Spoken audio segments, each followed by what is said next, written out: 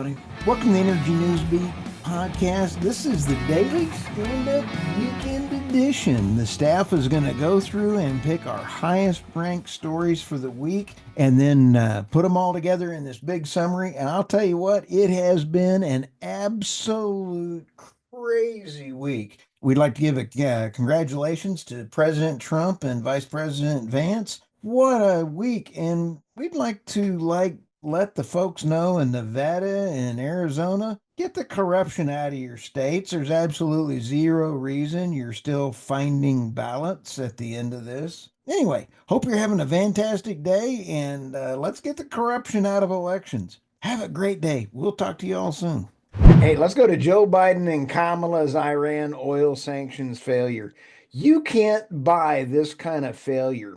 Iran's oil sector remains vital in funding its campaign against Israel and the Western powers as a linchpin in Tehran's relationship with Beijing. They have successfully driven Iran into working very closely with Putin and China. So you want to talk about stupidity. President Biden has not officially repealed any oil sanctions against Iran, but then again, Iran has not officially exported any oil to China.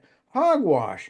They're the largest buyer. This is just nuts. Anyway, they're not enforcing it, and it's a failed complete process. I thought it was a great article by Dr. Ariel Cohen. Well, yeah, I mean, it's clear she points out in this article since 2020, Iran's oil revenue from exports has quadrupled from 16 billion to 53 billion in 2023. And that's according to the EIA, which they've got every incentive to make it look as slim as possible. Obviously, she points out three reasons: the lax enforcement of these sanctions. Obviously, there's a rise in global oil prices, which is going to raise revenue. So it's not quite just an apples to apples comparison. China has also come in and decided they want to import and basically have oil on tap and have really strengthened that relationship with Iran, which is absolutely scary. And that's really what we're seeing now that Iran being flush with cash. You see what's happening right now in the Middle East. LyondellBasell to shut down Houston Refinery.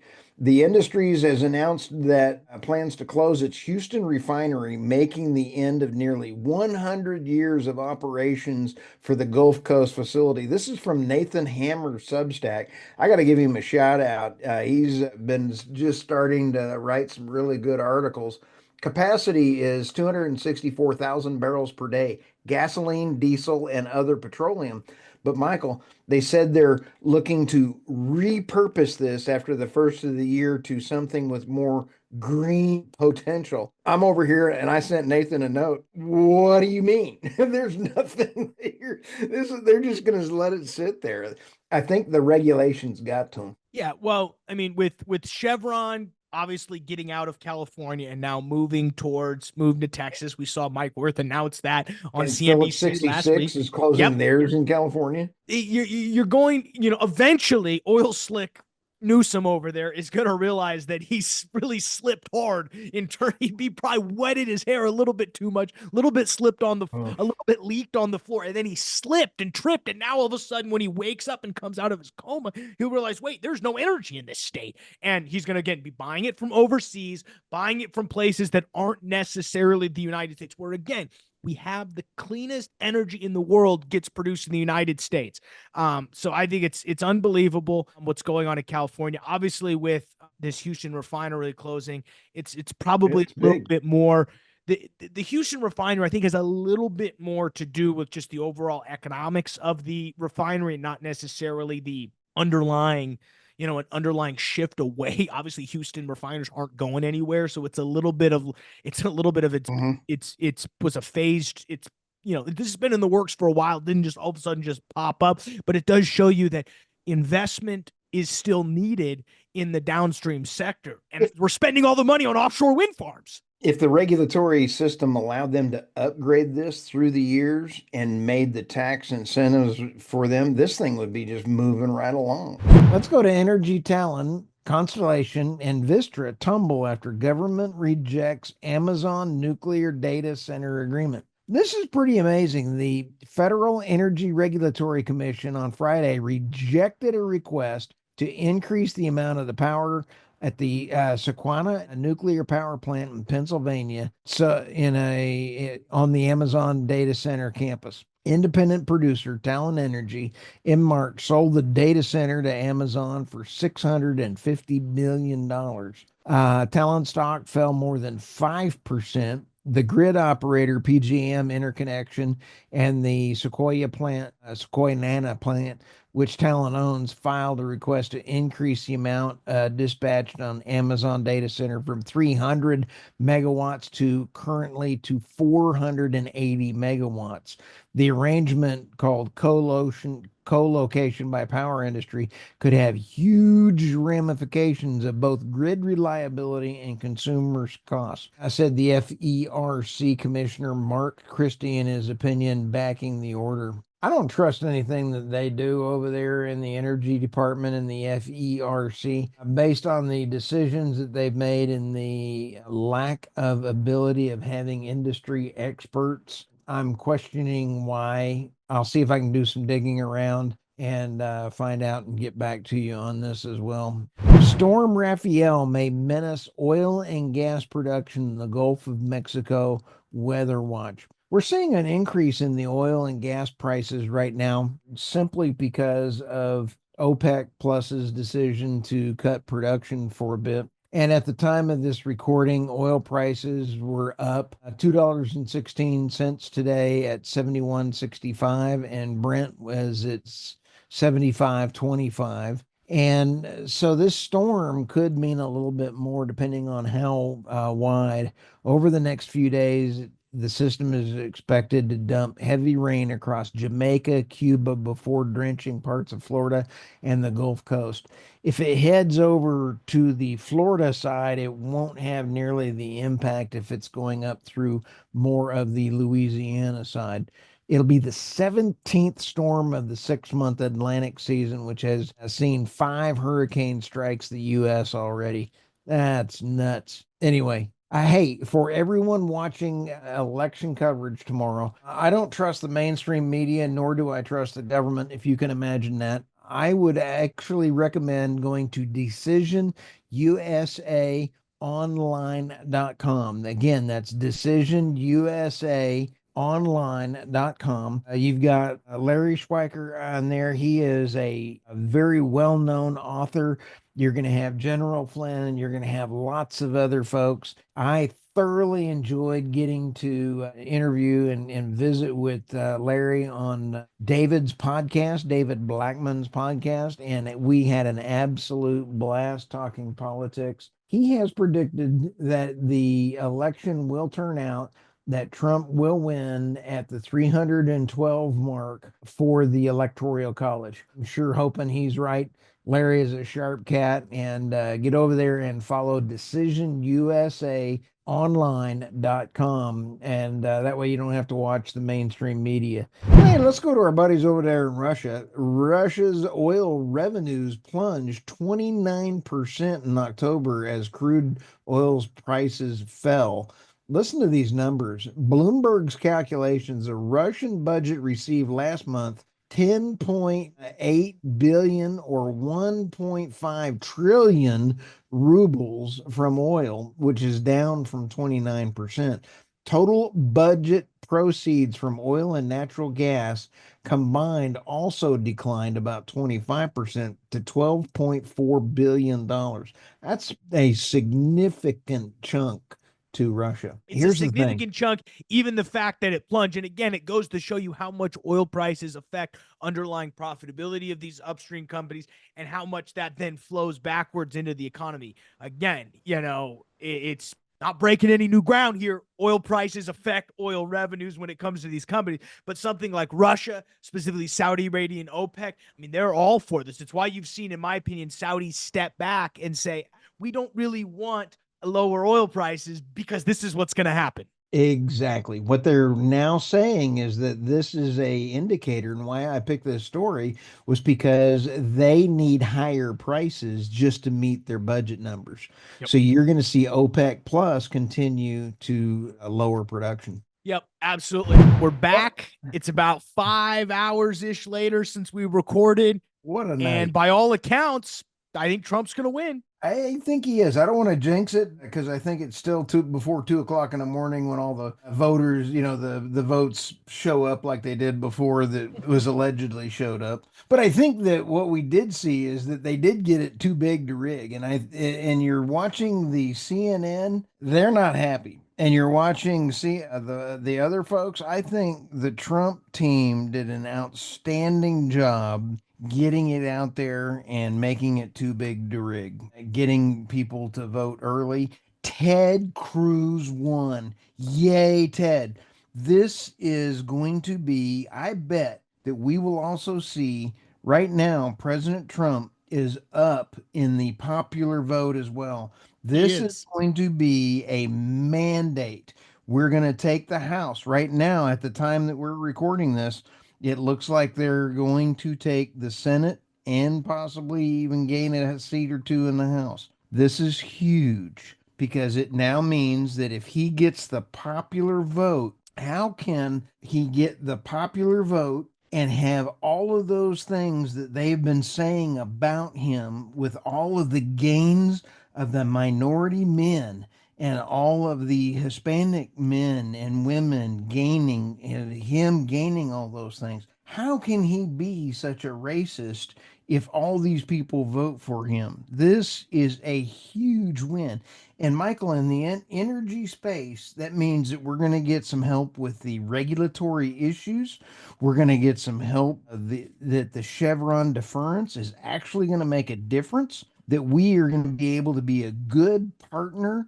I've been watching and communicating with some of my folks around the world, and they are out of their mind. There are go Trump parties all over the world. This man is there wanting peace around the world. Yeah, I mean, I would not have expected. I think what you said is quite true. He's going to win the popular vote. I mean, I'm looking at, the New York Times, they have the little election meter. It's 9:39 here Central Time, and he's at 86% chance to win. I mean, that's pretty crazy this early on. I would have told you it would have been way more. It probably I figured it'd be toss up until, like you said, 2 a.m. when all the votes finally arrive. So it's pretty crazy that he's already gotten to this point. Like I said, it's 9:40 as we record this. Currently, the New York Times live presidential forecast, Trump will estimate to have 297 electoral college votes.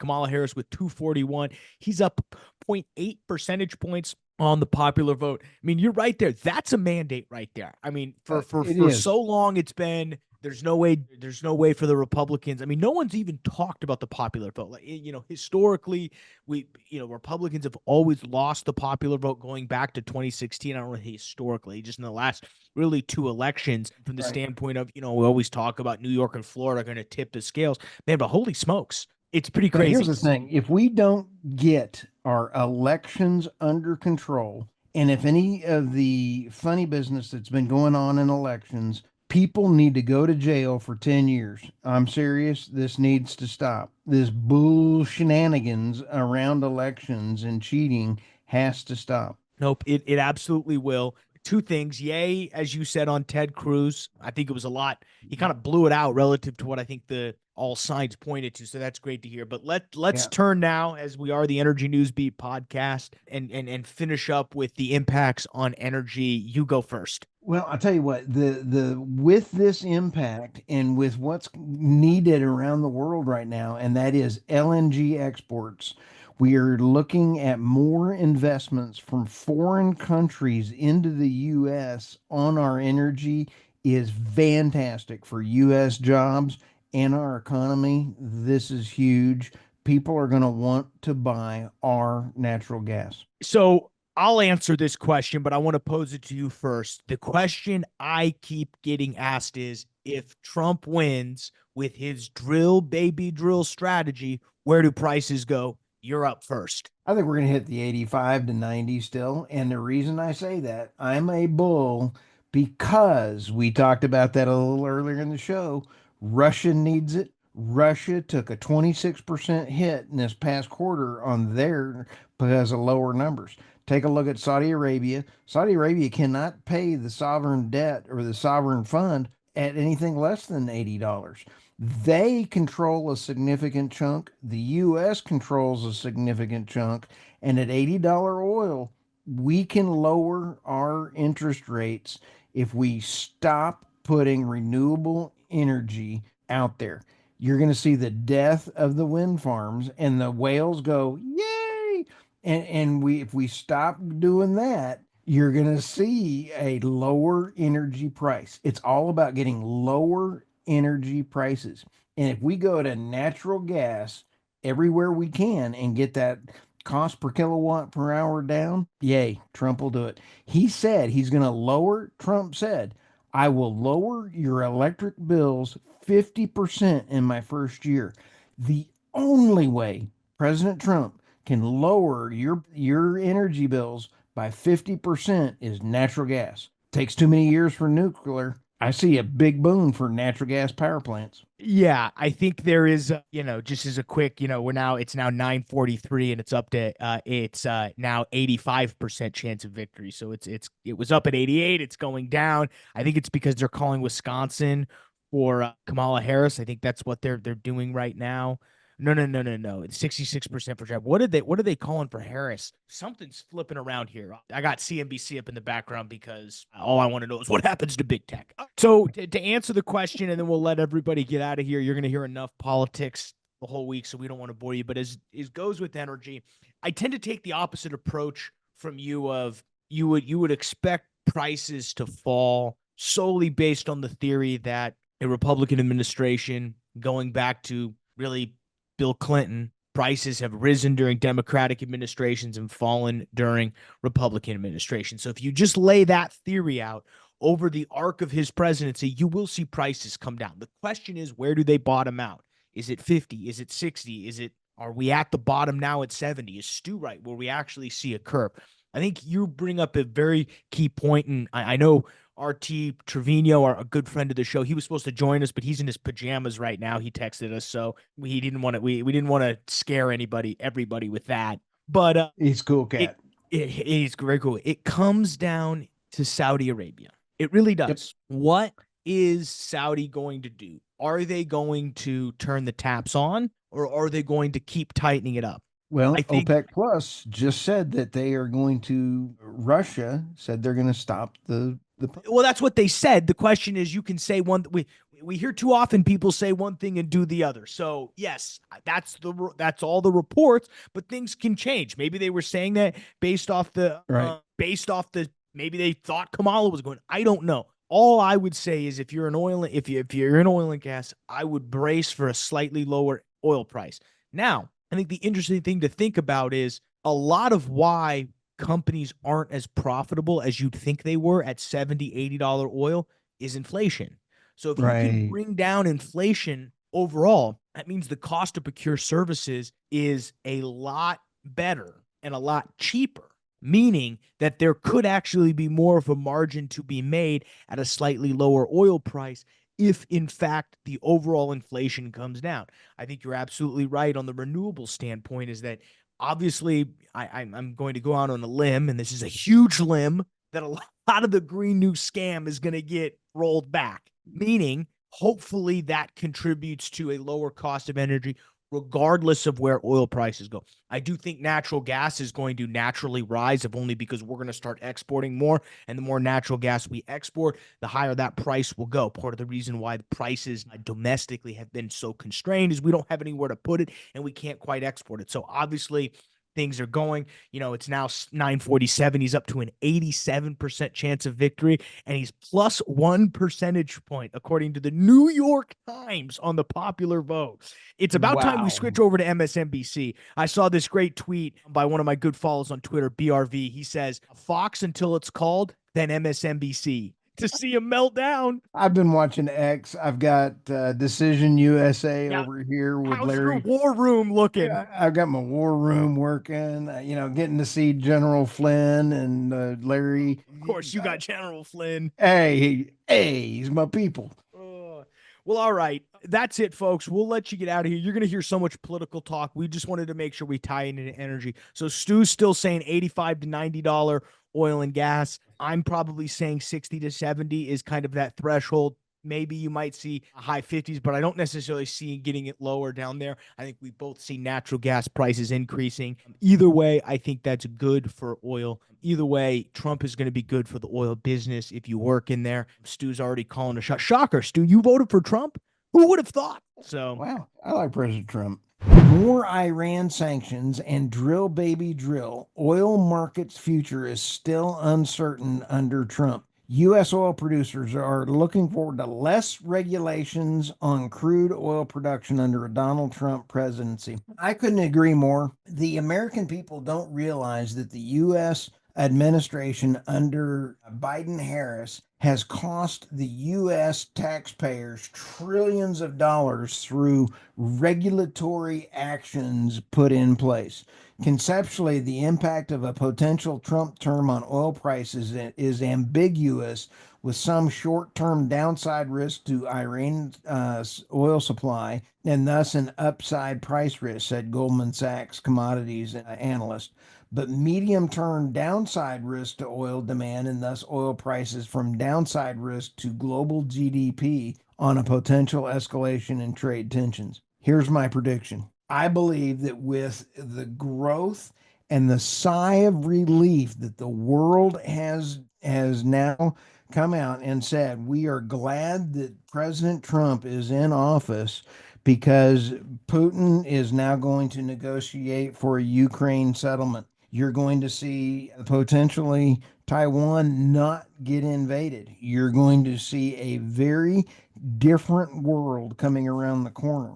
That means people don't want wars. So I think with you don't have wars, you have higher demand in oil and gas. And this goes back to the old Turley's law, if you would. The more money we spend on renewable energy, the more fossil fuels we use. Those numbers have held up true over the last 4 years, and I'm trying to get it all put together into a report. So when you take a look at U.S. and oil and gas production hit highs under the Biden administration, think of what we could have done if we had a energy-friendly administration and really trying to tee up long-term contracts for LNG export, which would have helped the environment. And in fact, you've got California going along, and I'm sorry for ranting for half a sec, but Governor Newsom has teed up Californians to import gasoline and diesel from China.